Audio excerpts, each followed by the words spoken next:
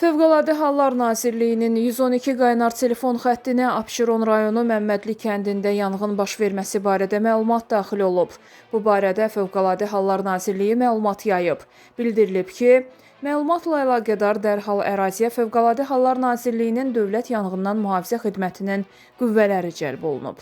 Yanğın söndürənlərin çevik müdaxiləsi sayəsində ərazidə park edilmiş istismara yararsız avtobuslarda baş vermiş yanğın yayılmasına və o cümlədən digər avtobuslara keçməsinə imkan verilmədən qısa müddətdə söndürülüb.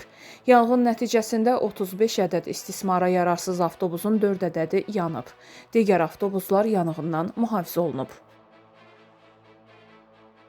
Noyabrın 17-sində Ələt-Astara magistral yolunun Salyan rayonunun Çuxanlı kənd ərazisindən keçən hissəsində baş verən yol nəqliyyat hadisəsi ilə bağlı bəzi detallar məlum olub. Avtoqəzaya düşərək yaralanan şəxslərdən biri Agil Nuriyev Lənkəran Ağır Cinayətlər Məhkəməsinin hakimidir.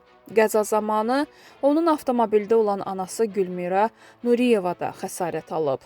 Xatırladaq ki, Kia markalı minik avtomobili qarşıda gedən KAMAZ markalı yük maşınına çırpılıb.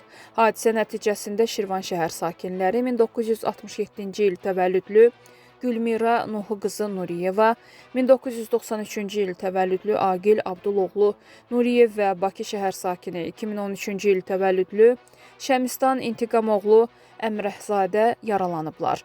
Yaralılar xəstəxanaya çatdırılıblar, faktla bağlı araşdırma aparılır.